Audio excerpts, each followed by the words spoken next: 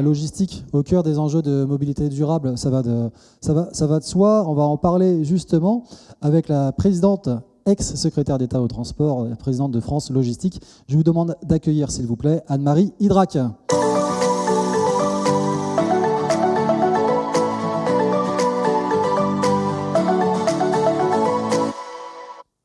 Merci, Madame la Présidente, de me rejoindre sur scène. On va commencer par une question qui est celle de savoir un peu qui sont les acteurs rassemblés et concernés par France Logistique, finalement, parce qu'on le sait pas, tout le monde ne le sait pas forcément, et le rôle de l'association. Est-ce que vous pouvez le partager à notre audience ? L'association France Logistique que je préside a été créée en janvier 2020 et rassemble l'ensemble des acteurs privés de la logistique. Nous sommes dans une logique de co-construction, de partenariat avec les pouvoirs publics. Et donc, je salue notamment mon ami le député Zulesi qui vient de s'exprimer. Et nous représentons les intérêts transverses de la chaîne. Alors, en fait, c'est plus important de savoir ce que c'est que la logistique, plutôt France Logistique. Voilà. Et donc, depuis ce matin, vous êtes des clients de la logistique parce que vous avez pris un café ou autre chose. Là, nous venons de déjeuner. Vous avez des vêtements portables. Vous avez utilisé un mode de transport qui a forcément été transporté et acheminé. Voilà. Et donc, nous, on distingue en général 4 types de logistique. La logistique d'entrée et de sortie sur le territoire, qui est liée au commerce extérieur, en particulier par les ports, notamment celui de Dunkerque, monsieur le président de la FIT. La logistique de production, qui est très très liée aux enjeux de réindustrialisation, hein, les pièces détachées, les intrants, et ce qui sort des usines, etc. La logistique de distribution, et la logistique de proximité, celle où peut-être vous avez été acheter votre baguette. Donc voilà, c'est 2 millions d'emplois, c'est à peu près 10% des coûts des entreprises et complètement lié aux évolutions économiques, à la place que l'on souhaite donner au développement et au développement durable dans nos économies. Parfait, la présentation est très, très, très claire, je vous en remercie. Quels sont les enjeux du coup de décarbonisation de la mobilité marchandise en particulier et les travaux qui sont menés par France Logistique sur ces sujets de décarbonation? Et finalement, encore une fois, hein, la feuille de route, on y revient, mais on a envie de se projeter avec vous et de savoir ce que vous allez faire. On a beaucoup de chance de disposer depuis le mois de décembre dernier d'une stratégie nationale logistique qui a été adoptée par le gouvernement en interministériel sur notre proposition, mais évidemment en travail collectif, parce que de très nombreuses administrations sont concernées. Évidemment l'économie, Bercy, l'industrie, aussi les transports, l'environnement, les douanes, commerce extérieur, etc. etc. Bon. Et donc la logique générale de cette stratégie, c'est la compétitivité et le verdissement.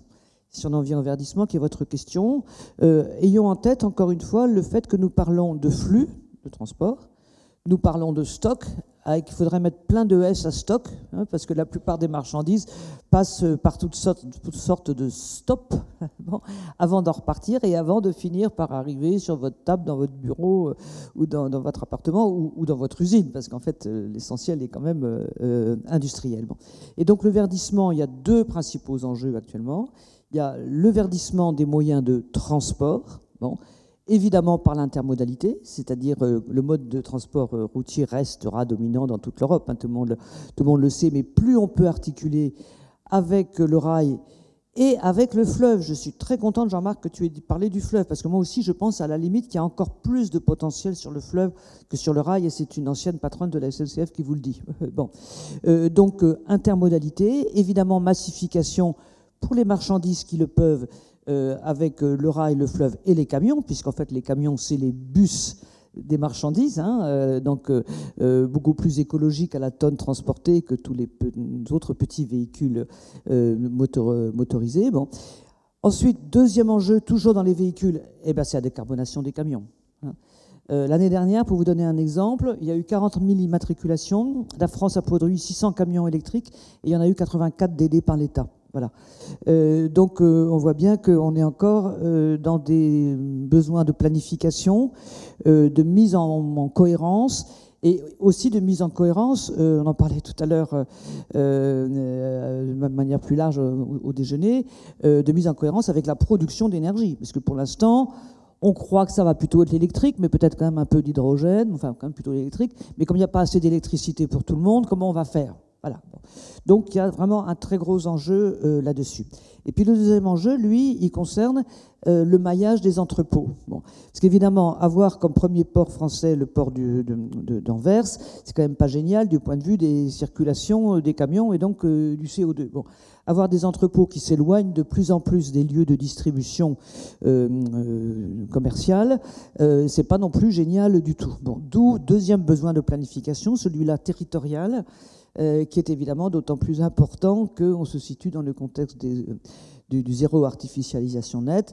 Donc il va falloir trouver les endroits où ça peut se faire, les friches. Il va falloir aussi beaucoup pouvoir densifier, ce qui aujourd'hui est très difficile au point de vue réglementaire, pour des raisons de sécurité, d'urbanisme, que sais-je. Voilà, donc on a à la fois les flux avec tous les modes de transport que vous voulez, et les différentes étapes de stock. Et tout ça, évidemment, c'est une politique, on va dire, globalement d'aménagement du territoire.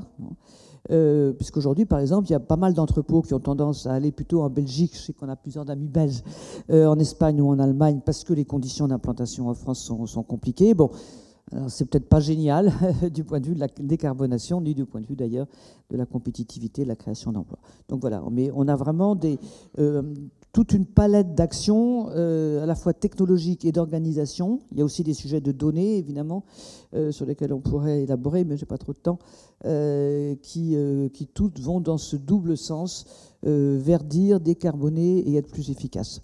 Et vous savez, dans une certaine mesure, c'est presque à la fois plus facile et plus difficile, parce que vu le poids du carburant dans les dépenses de transport, quand on est un professionnel, on est complètement rationnel. Bon. Et donc, effectivement, on a besoin et de remplir les véhicules et de faire le moins de kilomètres possible. Voilà. Bon. C'est une espèce d'évidence économique. Donc, économie, écologie, en l'occurrence, c'est assez synonyme. Bon, les transporteurs, ils n'ont pas envie d'avoir des trains à moitié, enfin, partiellement vides, bon, et des camionneurs non plus, ou de faire des kilomètres pour rien. Mais en même temps, ça veut dire que déjà beaucoup de choses sont faites, puisque la rationalité économique est déjà passée par là. Bon. Donc il faut aller beaucoup plus profond dans les organisations industrielles. Et par exemple, se poser des questions pour lesquelles on n'a pas aujourd'hui de réponse. Est-ce que la réindustrialisation, ça veut dire plus de logistique ou pas? Intuitivement, on a l'impression que oui. Hein. Mais d'un autre côté, on nous dit qu'il faut décarboner. Donc comment faire pour que ceci aille dans le bon sens? Voilà, donc on est, comme sur tous les autres sujets, comme sur les voyageurs aussi, en mouvement, avec des innovations qui sont au moins autant organisation et sociologie que technologique stricto sensu. Une véritable planification territoriale.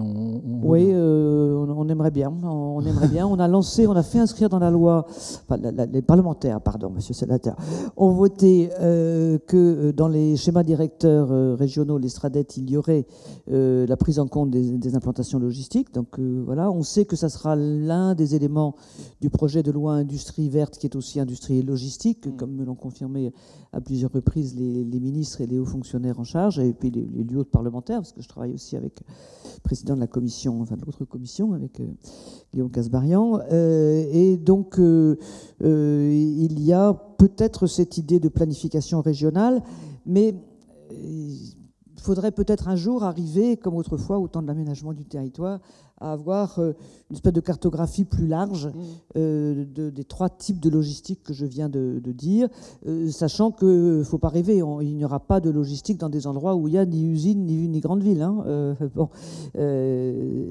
ça sera sans doute plutôt une densification de la dorsale existante, mais on aimerait bien aller en effet dans le sens de cette double planification temporelle et géographique.